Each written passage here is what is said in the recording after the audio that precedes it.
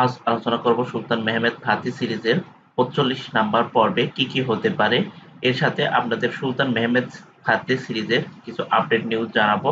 প্রথম ট্রেইলারের শুরুতেই আমরা দেখতে পাচ্ছি যে সুলতান মেহমেদ একটি মানচিত্র বের করে তার সকল উজির ও সেনাপতিদের উদ্দেশ্যে বলতেছে যে আমাদের পিঠের বিশ্বাসঘাতক নামক ফোড়া আমরা উপড়ে ফেলেছি, অর্থাৎ ওরহানকে আমরা হত্যা করেছি। এরপর সুলতান মেহমেদ তার সকল উজির ও সেনাপতিদের সামনে মানচিত্রের একপাশে তরবারি দিয়ে দেখাচ্ছে আর এবং বালিবেকে বলছে, যখন অভিযানে বের হই তখন আমার পথে কোনো নুড়ি পাথরও সহ্য হবে না বালিবে।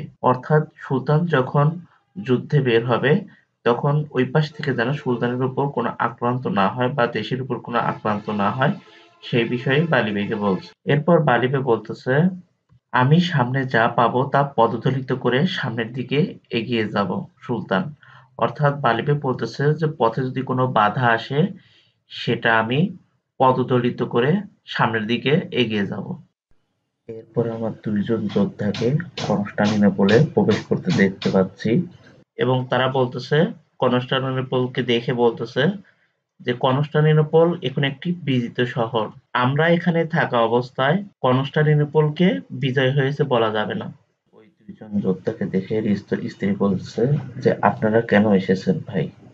এরপর আমরা সুলতান মেহমেদ ও মারা হাতুনকে দেখতে পাচ্ছি এবং সুলতান মেহমেদের উদ্দেশ্যে মারা হাতুন বলতেছে, আপনার ইচ্ছাই আমার জন্য নির্দেশ, আপনার অনুরোধই আমাকে পরিচালিত করে সুলতান। অর্থাৎ আমার উপর আপনি যে দায়িত্ব দিয়েছিলেন আমি আমার দায়িত্ব পালন করেছি। মারা খাতুন অটোমান সাম্রাজ্যের একজন শক্তিশালী ওয়ারিদা ছিলেন, অর্থাৎ রাজমাতা ছিলেন।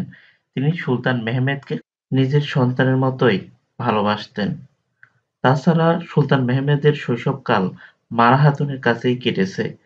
সুলতান মেহমেদ মারা খাতুনকে নিজের মায়ের মতোই ভালোবাসতেন এবং শ্রদ্ধা করতেন। মারা খাতুনও সুলতান মেহমেদকে খুবই ভালোবাসতেন। মারা খাতুনের সকল পরামর্শ ও আদেশ সুলতান মেহমেদ খুব ভালোভাবে মেনে চলতেন এবং মান্য করতেন। তাছাড়া রাষ্ট্রীয় বিষয়েও মারা খাতুনের পরামর্শ সুলতান মেহমেদ খুব গুরুত্ব সহকারে শুনতেন। তাছাড়া কনস্টান্টিনোপল বিজয় ও অন্যান্য বিজয়েও মারা খাতুনের অনেক অবদানের কথা ইতিহাসে পাওয়া যায়। তাছাড়া মারা খাতুন কনস্টান্টিনোপলে একবার বন্দী হয়েছিলেন।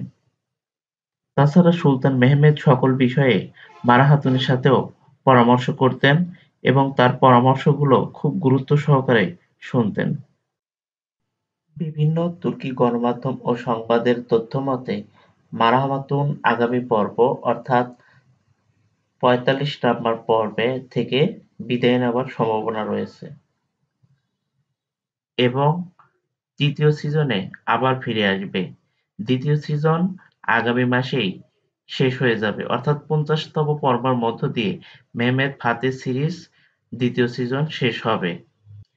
তাছাড়া আপডেটগুলোর মধ্যে চান্দালি, হালিল পাশা, লুকাস নোটারাস ও প্লাটন সবাই ৪৫ থেকে ৪৬তম পর্বের মধ্যেই বিদায় নিবে। এরপরে আমরা ট্রেইলারে ফাতেমা খাতুনকে দেখতে পাচ্ছি এবং ফাতেমা খাতুন কনস্টান্টিনোপলে আগমন করা নতুন দুই যোদ্ধাকে দেখে বলতেছে যে যদি সে এখানে থাকে তবে এখন থেকে কিছুই আগের মতো থাকবে না। এরপরে প্লাটন লুকাস নোটারাসের কাছে গিয়েছে। লুকাস নোটারাস প্লাটনকে অস্থির ও ক্লান্ত অবস্থায় দেখে বলতেছে, কি হয়েছে? প্লাটন বলতেছে সে এসেছে। তখন লুকাস নোটারাস বলতেছে যে নিদ্রিত সব কোষ জাগ্রত হবে। অর্থাৎ গত পর্বে লুকাস নোটারাস যে বলেছিল যে কিছু মাটির ভিতরে মানে পলাতক অবস্থায় আছে, কিছু গির্জাতে মিশে আছে এবং কিছু সাধারণ জনগণের মধ্যে মিশে আছে, সেই যোদ্ধাগুলো জাগ্রত হবে, মানে সবাই বের হয়ে আসবে। পরে ওই নতুন আগমন করা যোদ্ধা প্লাটনকে বলতেছে যে আমরা জনগণকে বিদ্রোহ করতে উৎসাহিত করব এবং প্লাটনের উদ্দেশ্যে বলতেছে যে আপনি কি সেটা বুঝেছেন?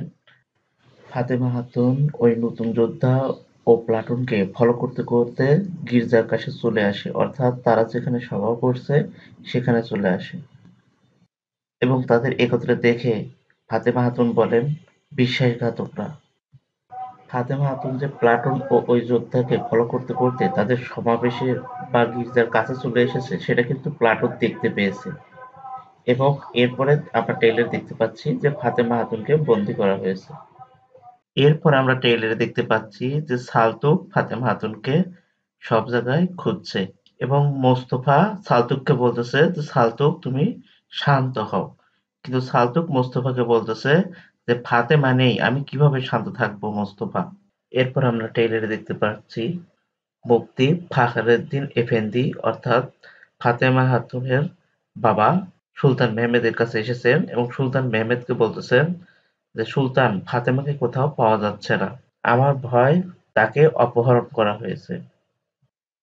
ফাতেমা খাতুনকে বন্দী করার পর লুকাস নোটারাস বলতেছে শেষ পর্যন্ত হিসেবের সময় এসেছে। তখন ফাতেমা বলতেছে তোমরা যাই করো না কেন সব বৃথা।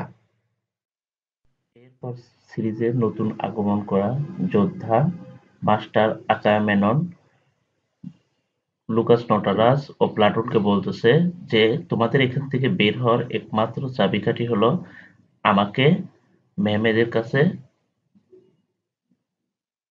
হস্তান্তর করা।